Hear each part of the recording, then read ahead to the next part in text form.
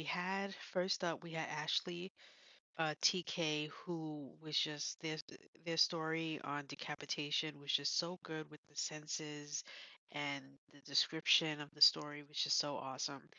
Followed by Garen Marie, whose horror comedy was so great. You'll see my facial expressions and my reactions will tell you I was just shocked by how amazing her story was. And then we had on Andy, um, who was just, to me, what performance art looks like was his performance, was his story, was his whole thing. Like from his mannerisms to the tone of his uh, body to the everything to the word choice, the whole bit was just like performance art. It was amazing.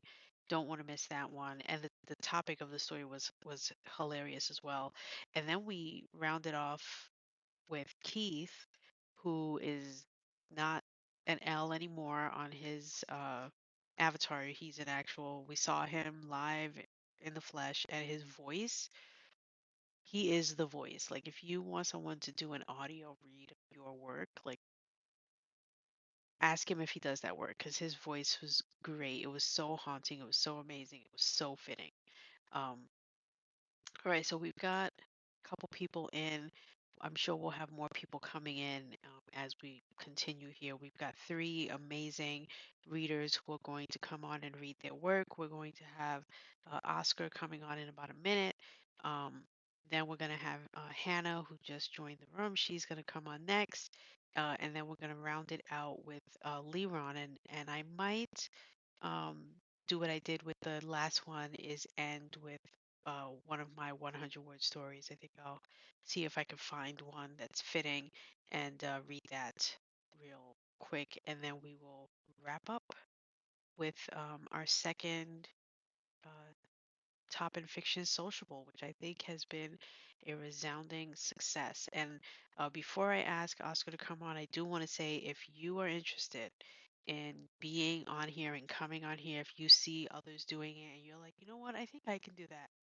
Um, be sure to look and scroll to the bottom of the two emails that I'm going to be sending out later today, because I will tell you how you can reach out to me to do it. Let's see if we can set another one of these up. I would love to try to do one um, at least every month, if not, you know, even more often. Let's see what kind of reception we get.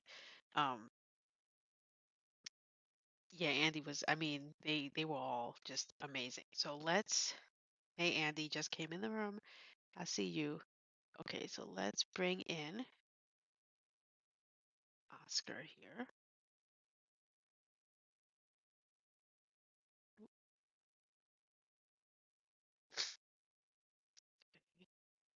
All right, here we go. Here we go.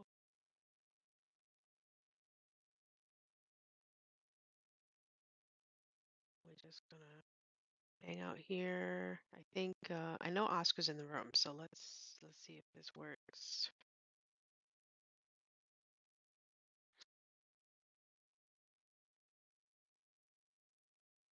I love this format, this whole concept too, right? It's just really so well done. Hey, Oscar, what's up? Hey, I love good this morning. format, Good this whole morning. concept too, right? Oh, I'm hearing an echo of my voice. Do you have Okay, me? are we fine now?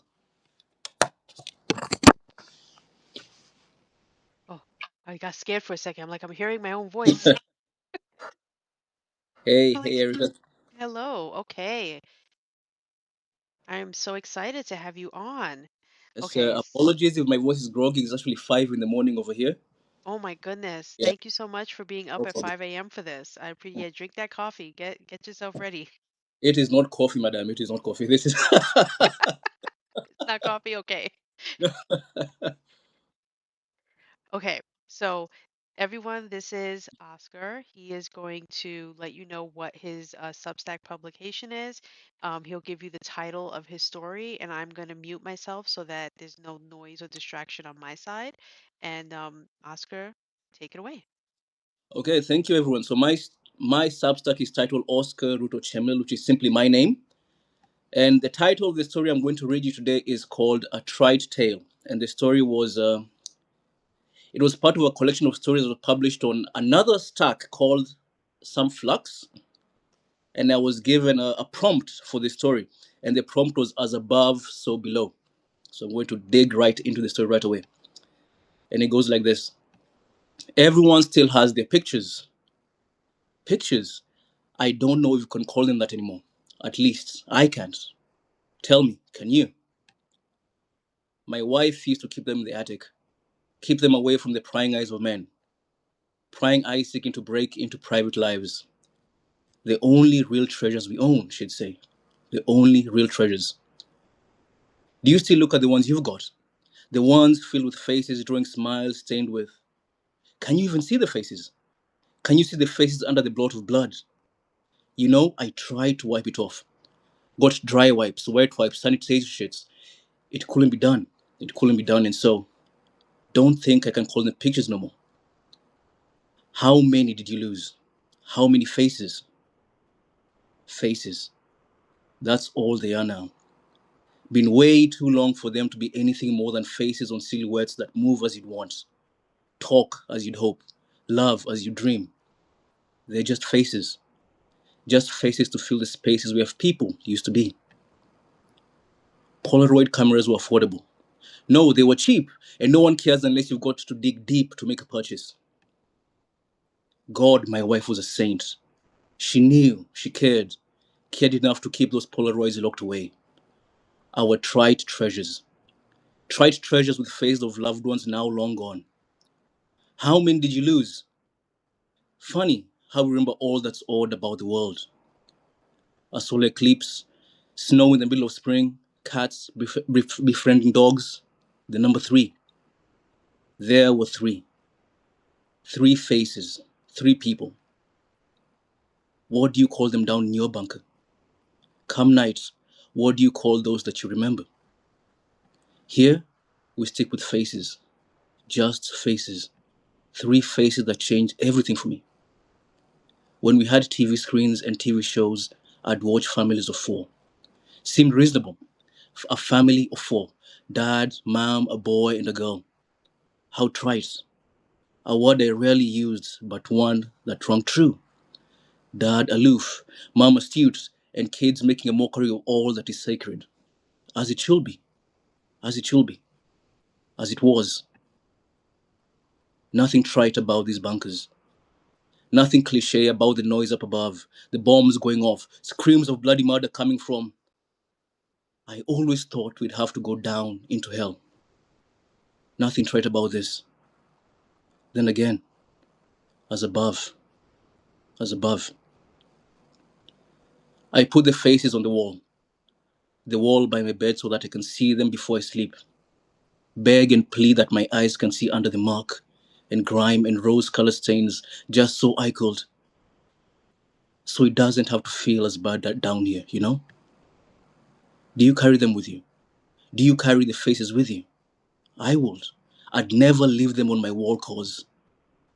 Once saw a man steal another's face, saw him take it out of his jacket pocket and just stare at it. Just stare. I didn't do nothing.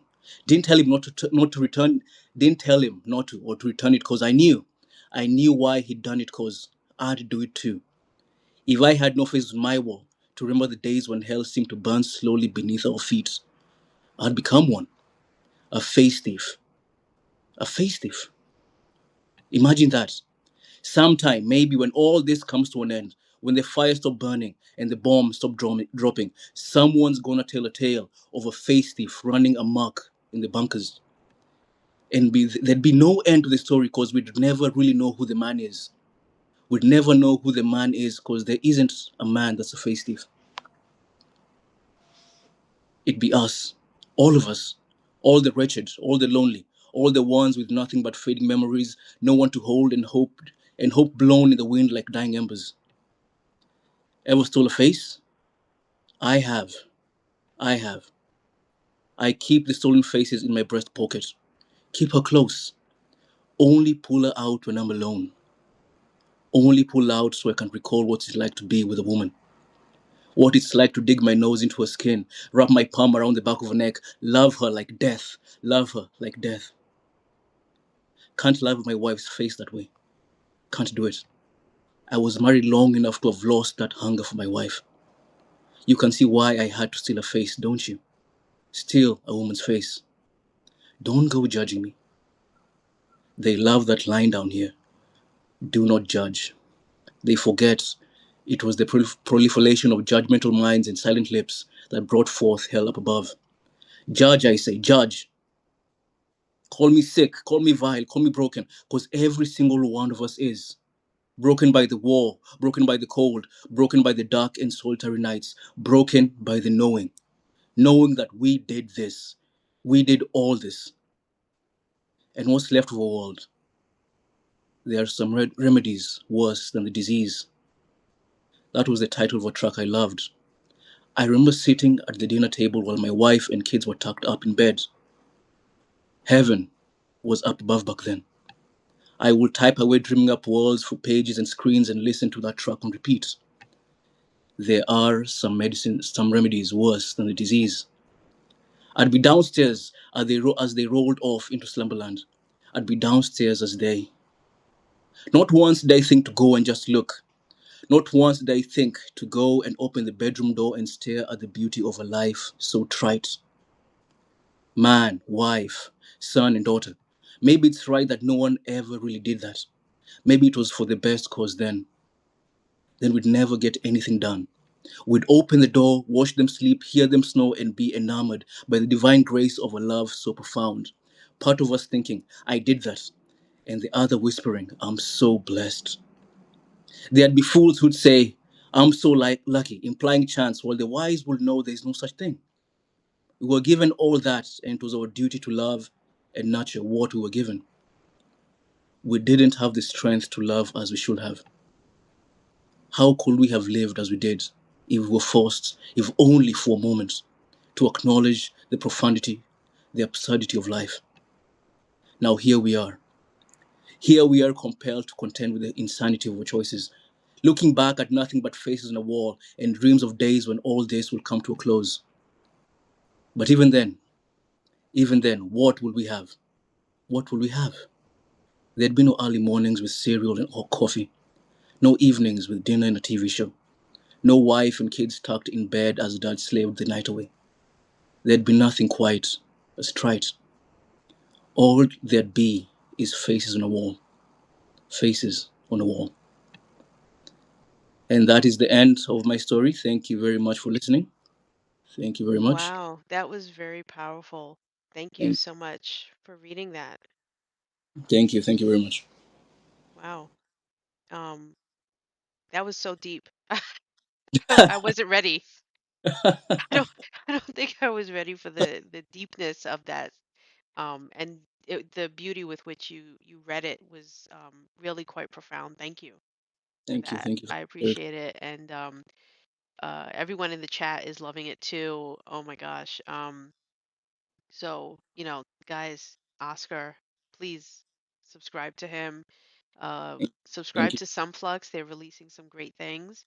Um, and that was just like, I'm just gonna have to sit with that for a minute, which is like all I have before the next person comes on. I'm just like, wow, okay. I'm gonna need to take those few minutes to kind of digest everything that we just took in. That was really amazing. And thank you for getting up so early to um, share that with us. I really appreciate it. I appreciate you taking the time. Of course, anytime. Thank you very much for the opportunity. It was Yeah, wonderful to do this publicly. I've never done any public reading in my life. this was great. Do Thank it you. again. Do some more. I We'll, will. we'll I have you definitely back. will. We'll have you back on. Please And do. Please. next time we'll do a time that's better for you.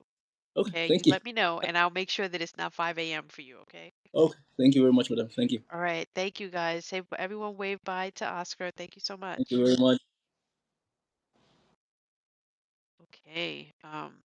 He did so wonderful, right? That was really awesome. That story was so deep. I feel like it really um, took us out of where my headspace was earlier with the set of stories that we got. So let's take a few do a few breathing exercises after that one. That was pretty deep and profound. It was called a trite tale.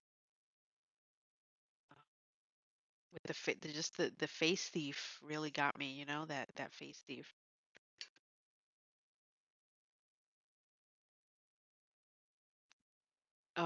So how's everyone doing? I had to take a sip. I feel like I'm so parched and I'm not the one doing the reading, and I shouldn't be. Like, what am I parched from? I'm just hanging out. I'm just having people read to me, and I think it's just I'm just so lucky and so blessed for that. Just gotta take a deep breath here. Sometimes having all these stories coming, um, it can inspire you. It can make you think. You know what I mean? So, um, I'm so excited to like get my ideas percolating and go tackle them after hearing all these amazing stories. I'll never be as great as the stories that I'm hearing, but boy, I'm gonna try. It was really good. Um, let's see. We've got a little bit of time here. Um, to just kind of hang out with each other. I see so many people, so many familiar faces in the room. Thank you all for returning. I know you're all probably in different time zones, dealing with different things. Um, thanks, Sam. I see you out here doing the most. You're letting people know how to subscribe, how to share the channel. Thank you very much. I feel like you're my little like squad out here in the chat channel for me. It is unfortunate that the chat isn't shared along with the video when the video on demand goes out. It would be great if it did, but maybe that's something that Substack will work on in the future, that we can see people's chat as well as um, have the video. But at least, if you weren't here, you weren't here. So you got to missed out on all the great conversation that's happening in the chat, right? So if you want to be a part of it, you gotta be here when we're live. Speaking of, we will be live on Monday, the 31st, so you don't want to miss that. And then I always feel like I always have huge announcements. I feel like I never have a week where I'm like, hey, you guys got nothing to say. Here's the stories for the week. No, always got huge announcements. Um, and this Monday I have a huge announcement. And then I have another one coming up April 14th. I'm dropping another bomb on you. April 7th, I've got like, I'm trying to space out the big announcements so I don't give them all out in one sitting, but I've got back to back to back. The next 3 Mondays are going to be three big, huge announcements. So you won't want to miss that. So if you're here for the sociable right now, thank you so much. But don't forget that we are live every Monday at 11 a.m. Eastern. And if that should change for whatever reason, obviously I'll let you know in advance. But 11 a.m. Eastern every Monday, we're live. And it's Friday. So if you've written fiction between um, March 22nd and today, you can submit your story to be featured on Top and Fiction. The submission window is open, so if you go to the Top and Fiction website, along the menu bar, you'll see a green dot next to the word submission. If you click that, it'll take you to the submission form where you can submit either your story or a story that you've read that someone else has written. You can submit that as well. You don't have to just submit your own work, you could submit someone else's. Um, because on Monday, the top in fiction featured list will be out. Okay, so I am going to take another sip of water.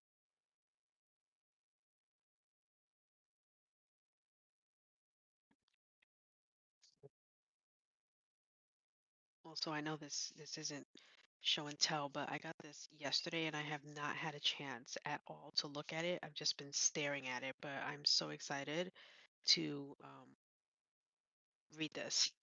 It came in the mail yesterday, and I literally have not even opened the pages. Let me open it now while I'm here, just to see what the interior looks like. Oh my God, it's so gorgeous! I'm so excited to read A Wicked Childhood. I pre-ordered that, so it was a surprise when it came in the mail. I pre-order so many things and I forget when they come in the mail until they come, and then I'm like, oh, okay. Let me invite the amazing, the one, the only Hannah Delaney on. One of my favorite people. Hi. Hello. Can you hear me? Hello. Yes, I can hear you. Yeah. One, two, three. I'm in the room. One, two, three. Yep. I'm So sorry, I can was you fine. I don't want to cut you off or nothing, but can you tell me what that sign says behind you? It says, "Do not make your dreams small Okay. to make other people feel better about their shit lives." Because for a second I glanced at it and I thought it said do not make your dreams smell. And I was just No, like, wait, that can't say smell. no, It was like I read it in a it's such like so fast. I was like, why does she say do not make your dreams smell? Like, do yeah, dreams stink? I'm sorry, that was just my brain today. yeah. Do not make your dreams small to Right, make people feel better about their shit lives. right. I Uh, agree. it's been on the wall for so long, it was a bit stuck then when I tried to pull it off. So yeah, I've had it It's a for a good while. quote. Well, Yeah. hello, welcome. Hello. I don't know if you were here for the first session, which Oh, was, I was. Well, which was I just saw. Yeah, I was was cooking dinner, but I okay. saw a good amount. Oh my God, you were cooking dinner. What time is it? Well, it's 20 past 8 here. Oh, it's not too late. Okay, I was like, oh my God. I mean, Oscar was on at 5 a.m. I'm like, oh my goodness, what time is it for you there? Yeah.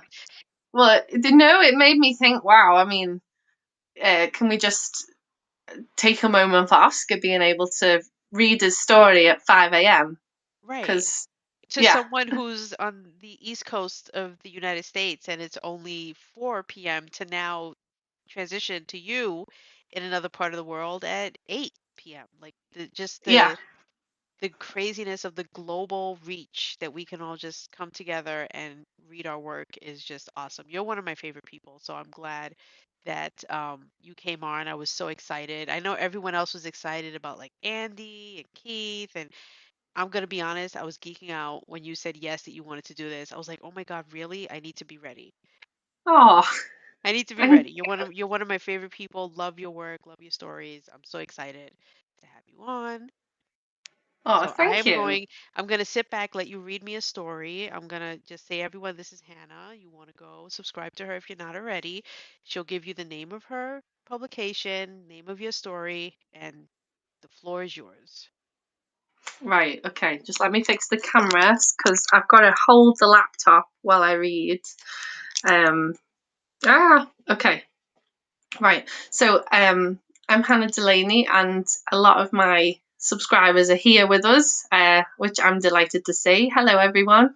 And I I write on my publication as a work of fiction, and you'll find a lot of short stories on there, serial novels, and just anything I have to say. I'm like you, Erica. You think, oh, I might not have anything to say this week, but there's a lot, and you look back and you think, whoa, there's a lot. Um, so yeah, I have a reputation for writing stories at 100 miles an hour, but I don't read them at 100 miles an hour, so don't worry about not being able to understand um, as I speak too fast. Don't make your dreams smell.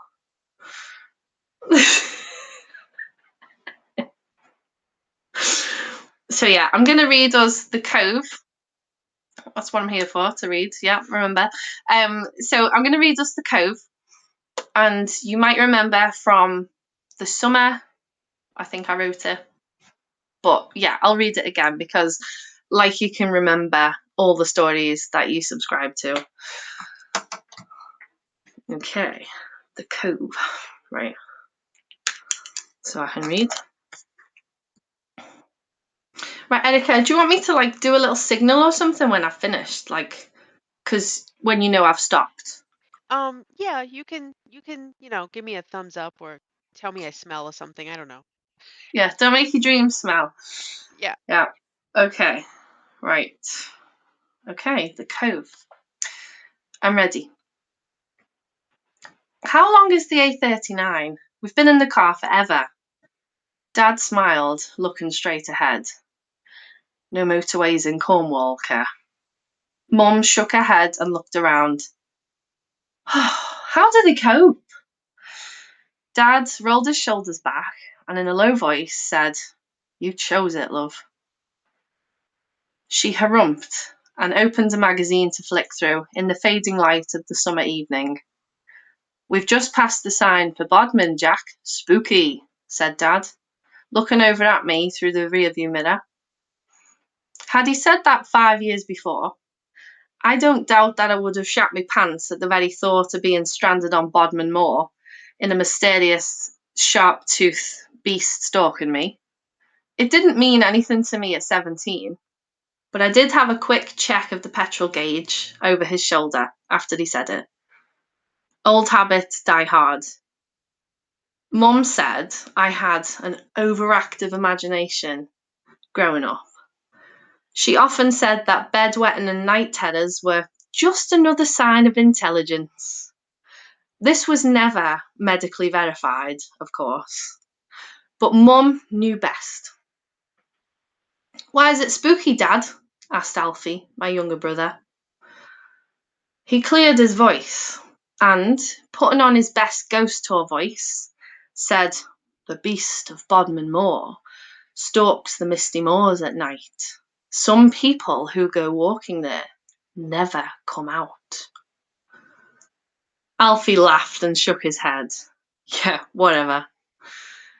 What I would have given to have had the balls that my 12-year-old brother had at his age. I turned to look at the window and slipped another wine gum into my mouth. It was one of the lime ones, but it didn't taste as bad as I remembered. I thought that maybe it was an acquired taste like coffee, Stilton, and Scotch, all of which were growing on me. Perhaps lime wine gums would put some hairs on my chest where the others had failed.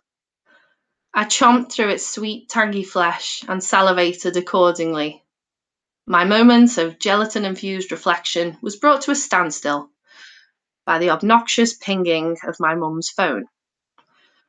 After years of asking Dad to find her phone, of which was always on silent mode, she decided to simply leave it on full volume. "I don't believe it," she said, looking down at her lap. "What is it?" Dad asked as we slowed into a line of traffic. "It's been bloody cancelled." "What?" "They had to cancel. Refund arriving in 3 to 5 days. Christ." Dad sighed. "And here we are at tea time with nowhere to stay." "Why'd you have to say it like that? Check-in wasn't until 5 anyway." "I'm just suggesting maybe leaving at midday wasn't a good idea." "Oh, really?" She turned to look at him sharply, as though he'd accused her of murder.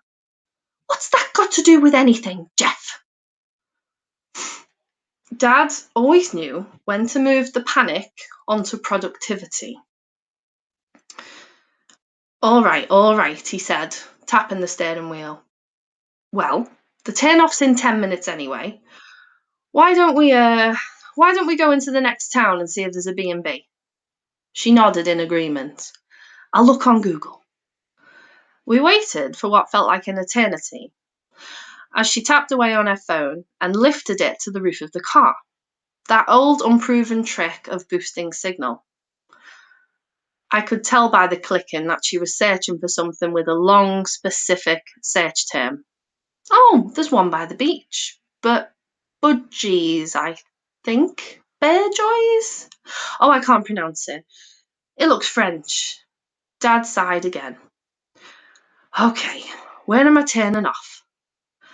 "Next one on the A389. Then there's a lane, Spillow Lane. Turn left on there. Looks like the only one in town or village or whatever it is." "Great," Dad groaned. We pulled up outside what looked like any other whitewashed pub in any English town. "How's the dog?" Mum asked, turning around in the seat until she looked uncomfortably contorted. Does he need a wee?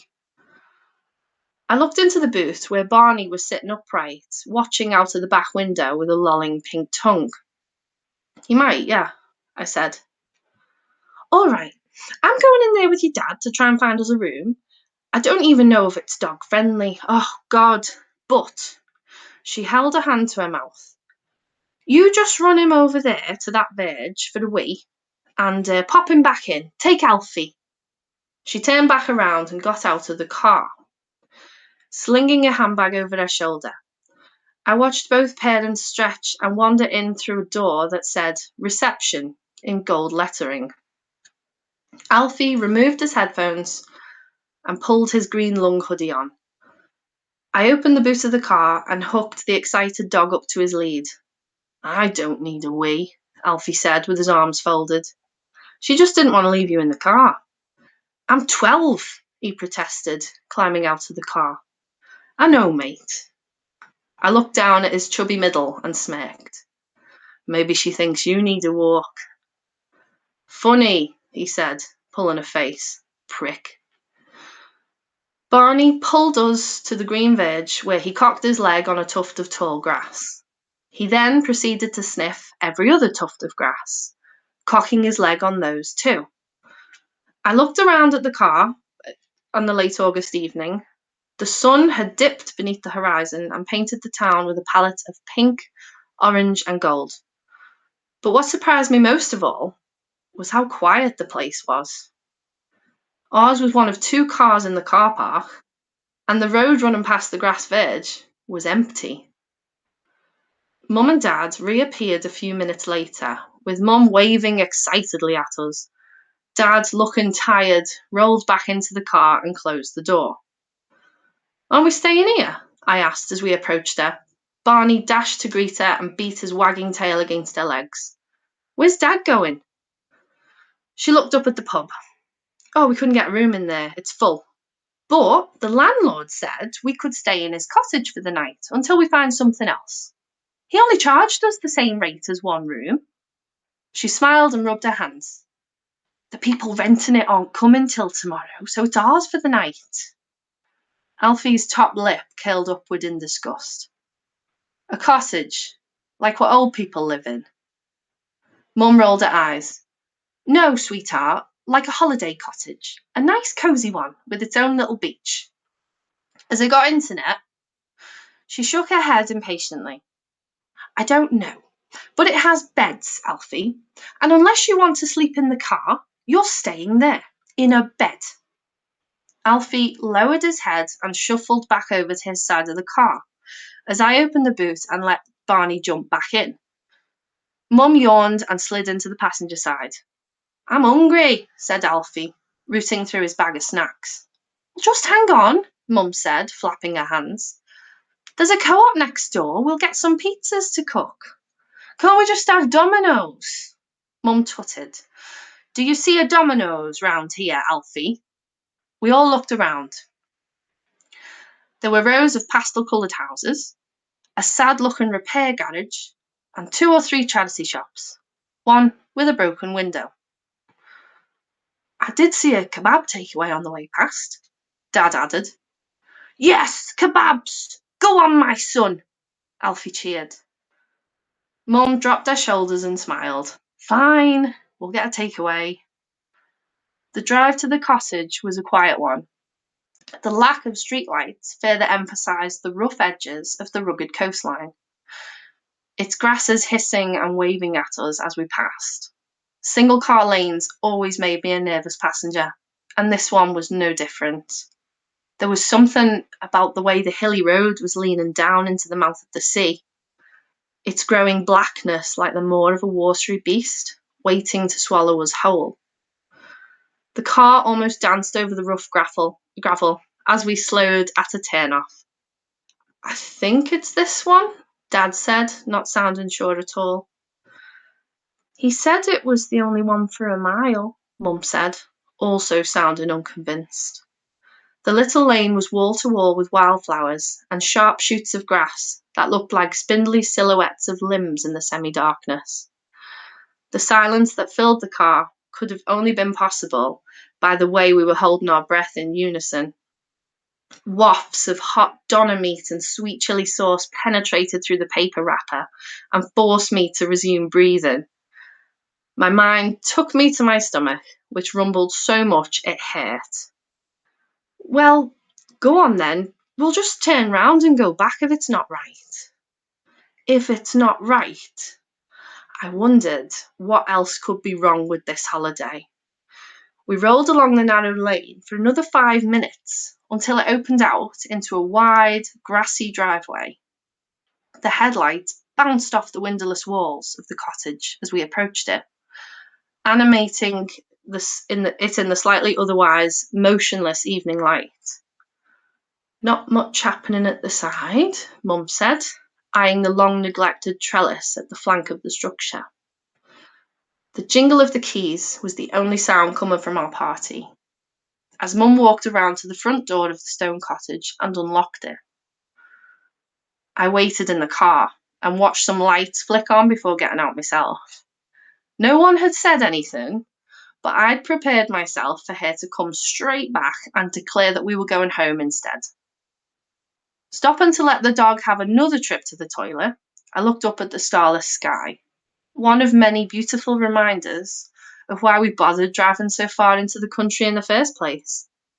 The moon suspended itself high above, its white carpet of light glistening on the sea like a lit path for me to follow.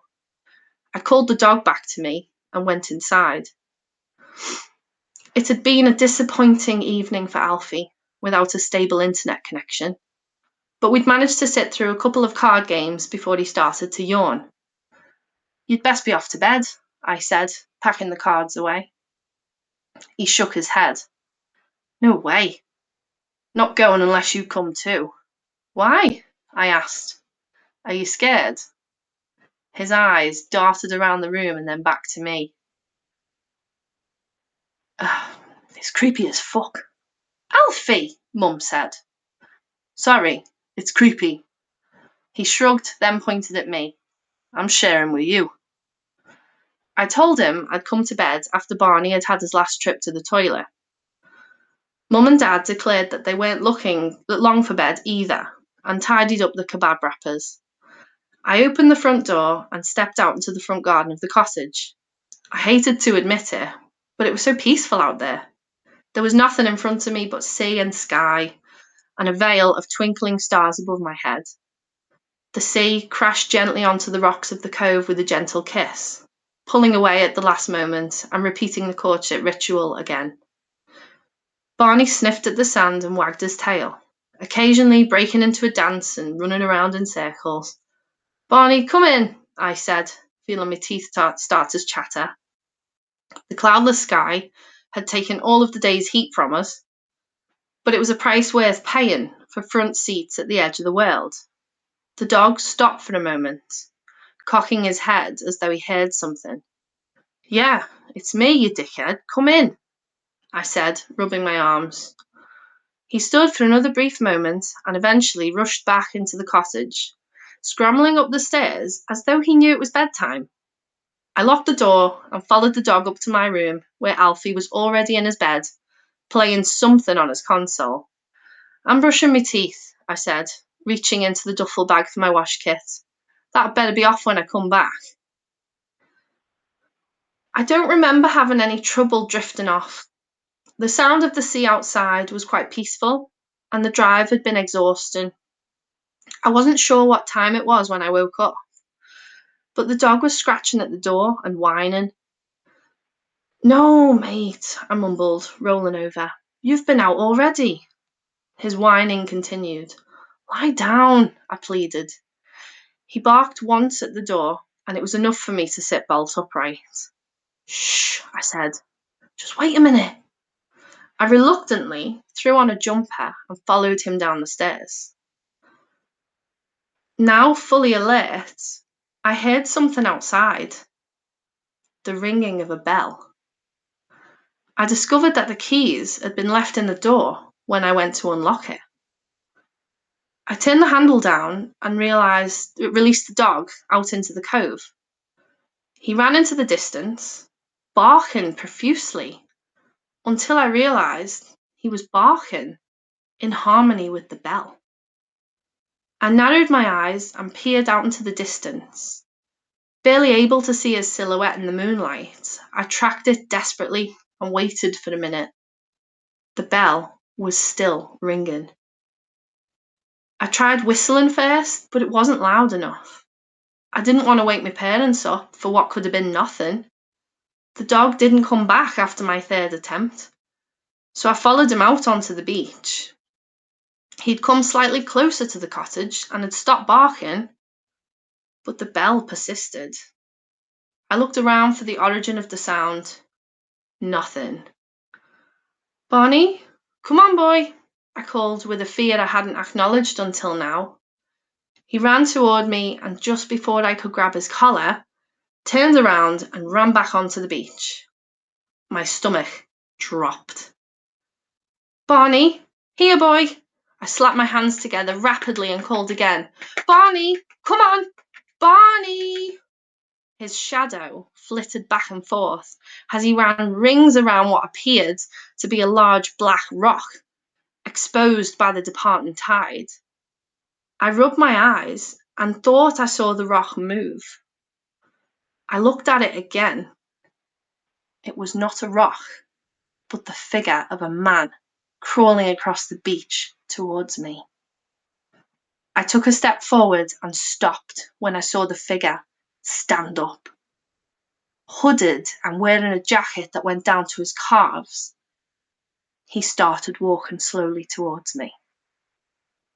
"Barney," I called, hearing my voice break as I said it. "Barney, please." I was almost in tears by the time the dog registered my calls. He barked once more and ran towards the house. "That's it, come on, boy, come on." I don't know if he could hear the terror in my voice, but he kept coming this time and past me. I ran after him into the house, shooting a quick glance over my shoulder. The figure was still walking towards us as the dog leapt into the hallway. I closed the door firmly behind me and locked it, taking the keys out.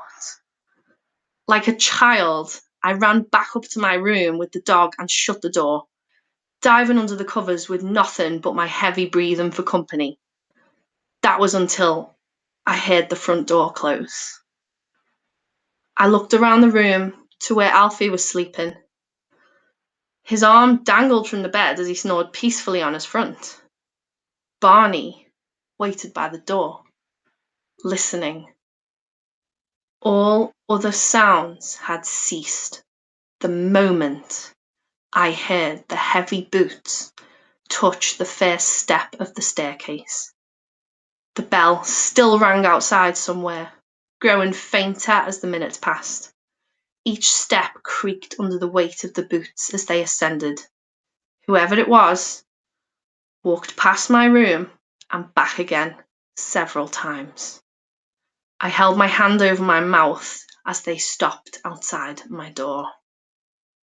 Slowly pulling the blanket down and feeling the cool air on my nose, I dared to look at the door.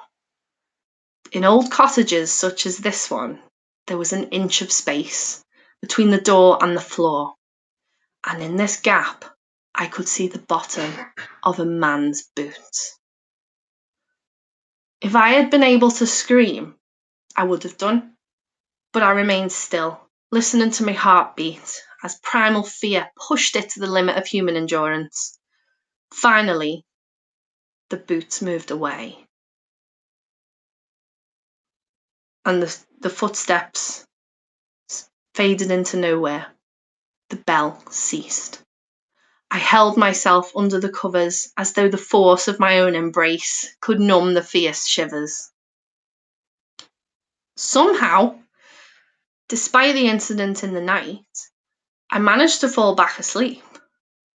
I woke early in the morning to a cacophony of gulls screeching somewhere on the water.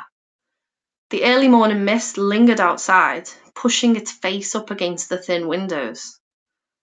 I rubbed my eyes and looked down at the dog, who was sleeping at the foot of my brother's bed. Deciding not to wake them, I quietly left the room and headed towards the bathroom. That's when I felt it. I'd stepped in a puddle of water right outside my bedroom.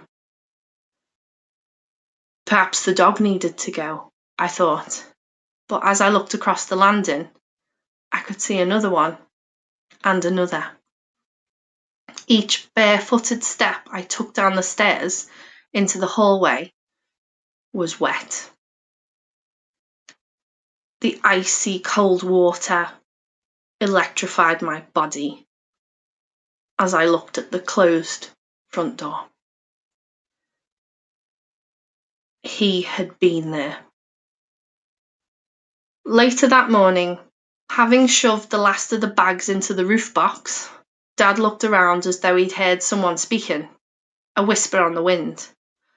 I stepped outside and looked out onto the cove to see Mum returning from the beach quickly, with a poo bag in one hand and the dog's lead in the other. All done then? She asked. Dad had tight lips and an ashen face. Yeah, he said gruffly. Shall we? It wasn't until we'd reached the service station somewhere near Bristol that my parents started speaking again. From our direction of travel, I'd surmised that they must have decided to go home at some point in the night. I hadn't mentioned the water or how I'd slept.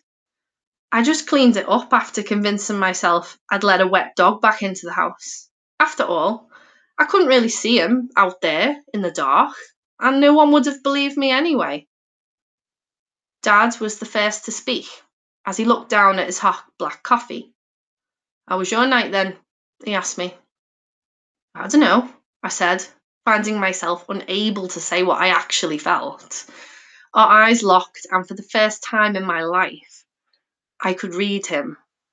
At 17, I'd finally reached the glass wall that shattered when you realised your parents didn't know everything after all.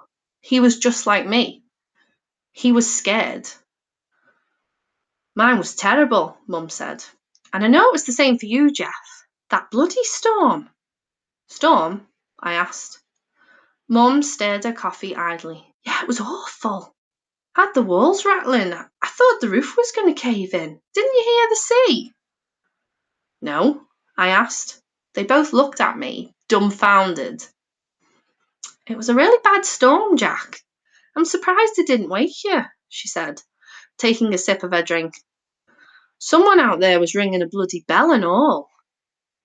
I heard the bell, I said, seeing my hands start to shake. They looked at each other and then across the table to Alfie, who was tucking into a bacon roll. What about you, Alfie? Did you have a good night? Mum asked. Knowing he would have received the look from Mum for talking with his mouth full, he chewed for a minute and shook his head. I felt my soul leave my body as I waited for him to tell them about the fisherman. I watched the final lump of food pass down his throat as he swallowed and followed up with a slug of coke. He cleared his throat before saying, No. The three of us leaned in, waiting for him to elaborate, until he shrugged and said, Come find my charger. So yeah, that was the end of the cove. Okay. All right, that was a good one. So no water for me, beer, because it's Friday night. That's okay. This is not a children's show. You go ahead. No. Show is not for children. Hmm. Okay, so all the hearts are coming in. Thank you. Thank you. The applause. For you, not for me. I was just a passenger. I was just a passenger in the car. Oh, thank you, Shane. Oh, that was really good. I love the different voices you were giving to each character. Well, I hope they Or weren't at least cringe because the mother I felt was had a very motherly tone yeah, compared to everyone else. I've done those voices in my head over and over again when Right. writing it or reading through it, and yeah, the voices had to come tonight. They came beautifully. Okay, so thank you so much Oh, for thank you for that having me. amazing read. I appreciate it. Everyone, creepy fun. Thank you. Yep, that was a great read. Okay, so everyone go subscribe and thanks, Hannah. Thank you. See you soon. Okay, bye. Bye. Okay, we're running a bit over, so I'm going to not even take a break. Um, and we're gonna jump right in to the next contestant. So hold on to your hats, folks.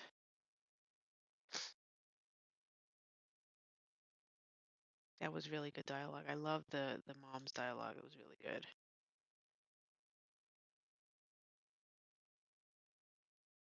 Oh, wait, someone's coming in.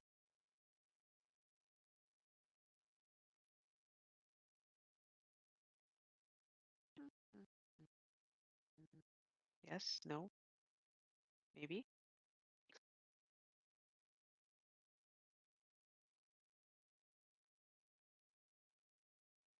Uh, Leron, let me know if you want me to try to hang up and dial again if it's not working.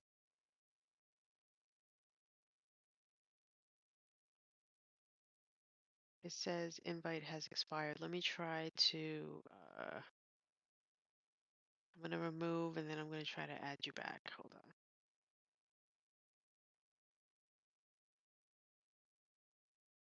Maybe it was just because I did it immediately after uh, hanging up from Hannah. So let's try that again.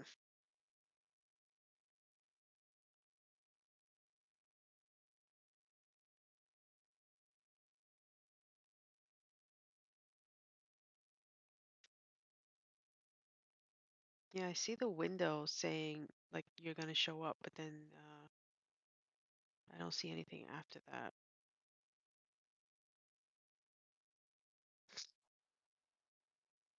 Does it say that it expired again?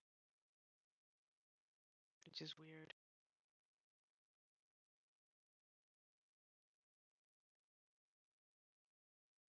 Okay, let me know when you've done that, and then I can invite you back in. All right, guys, that gives you all a brief bathroom break, but a brief one.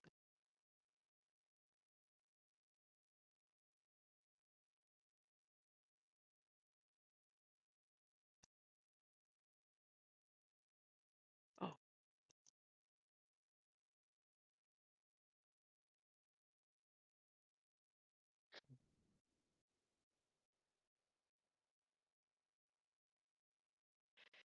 oh, so how's everyone doing? That story was so good that Hannah read to us. I felt like I was at the Cove. I could imagine that kind of road trip where you're headed somewhere, the thing gets canceled, and you're like, well, we went this far, so we might as well detour and just keep on doing a road trip. And before you know it, you end up in a haunted location.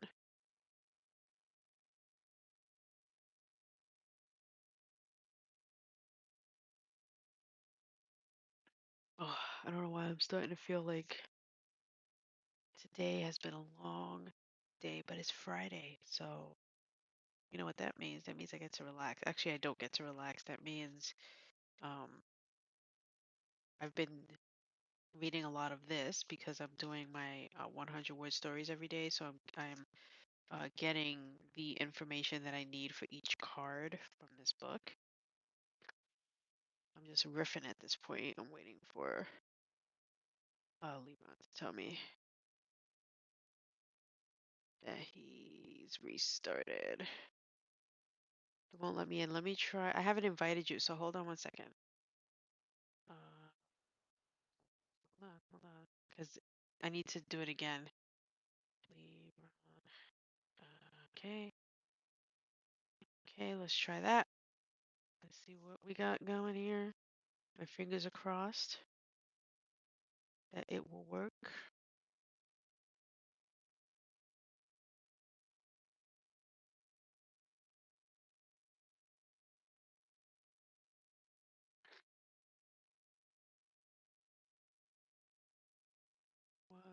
This.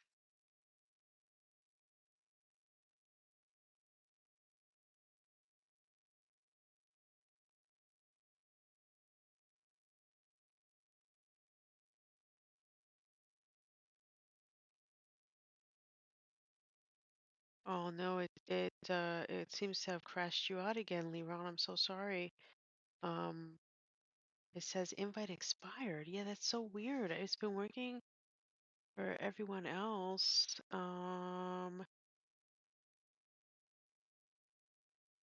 I truly apologize. We can try to have you on for a different day and test it out on a different day again if you want. Because I promised a story from Leron and I don't want to not do it.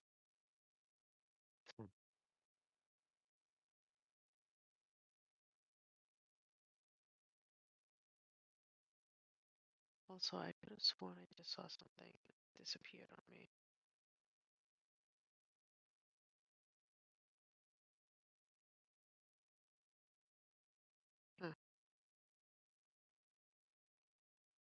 Huh. Let's see one more time.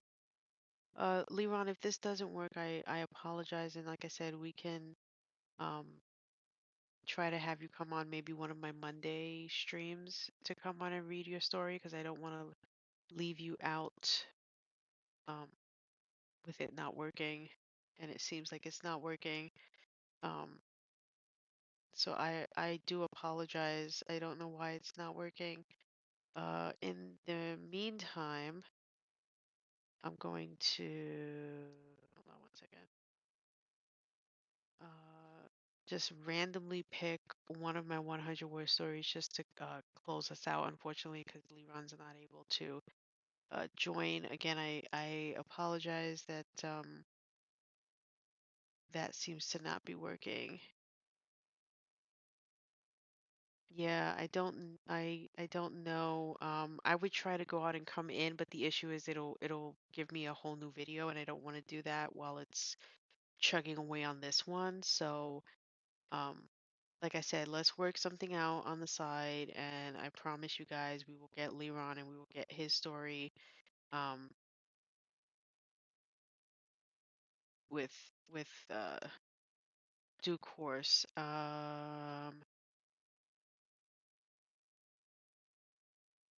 Okay, I don't actually have a 100 word story because I wasn't actually looking for one this time, strangely enough. So I'm not going to try to just randomly pluck one from the sky.